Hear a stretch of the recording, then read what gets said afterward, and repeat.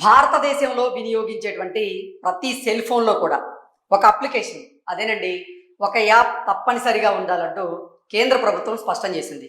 ఆ అప్లికేషన్ ఏదో కాదు, సంచార్ సాథి. సెల్ ఫోన్స్లో సంచార్ సాథి యాప్ తప్పనిసరి. ఫోన్ తయారీదారులకు కేంద్రం ఆదేశం.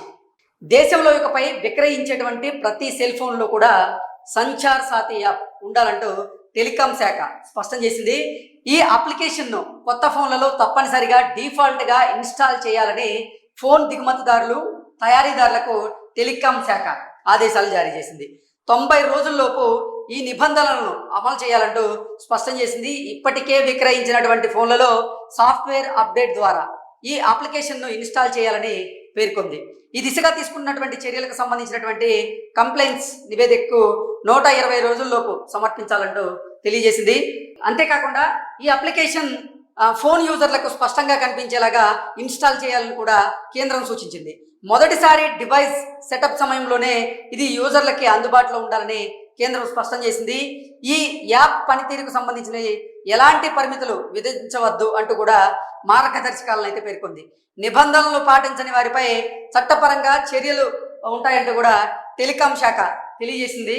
ఇక ఈ సంచార్ సాథి అనేటువంటి అప్లికేషన్ ఖచ్చితంగా భారతదేశంలో వినియోగించేటువంటి ప్రతి ఒక్కరి సెల్ ఫోన్లో కూడా ఉండాల్సిందే అని, అలాగే భారతదేశంలో ఉత్పత్తి అవుతున్నటువంటి మొబైల్ ఫోన్లు ఖచ్చితంగా వాటిల్లో డిఫాల్ట్గా ఈ యాప్ని ఇన్స్టాల్ చేయాల్సిందే అంటూ ఆదేశాలు జారీ చేసింది. ఫోన్ దుర్వినియోగాన్ని అడ్డుకునేందుకు ఉద్దేశించిన ఈ యాప్తో వినియోగదారులు నేరుగా ఫిర్యాదు చేయవచ్చు.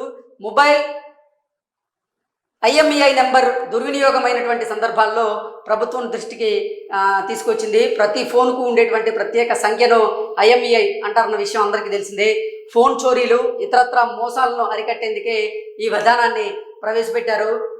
IMEI నెంబర్ దుర్వినియోగంతో పాటుగా స్పామ్ కాల్స్, అలాగే మొబైల్ చోరీ అయినటువంటి సందర్భాల్లో కూడా జనాలు ఫిర్యాదు చేయవచ్చు. ఇక వాట్సాప్, సిగ్నల్, అలాగే టెలిగ్రామ్ వంటి మెసేజ్ యాప్స్కు కేంద్ర ప్రభుత్వం సిమ్ బౌండింగ్ తప్పనిసరి చేసిన విషయం కూడా తెలిసిందే.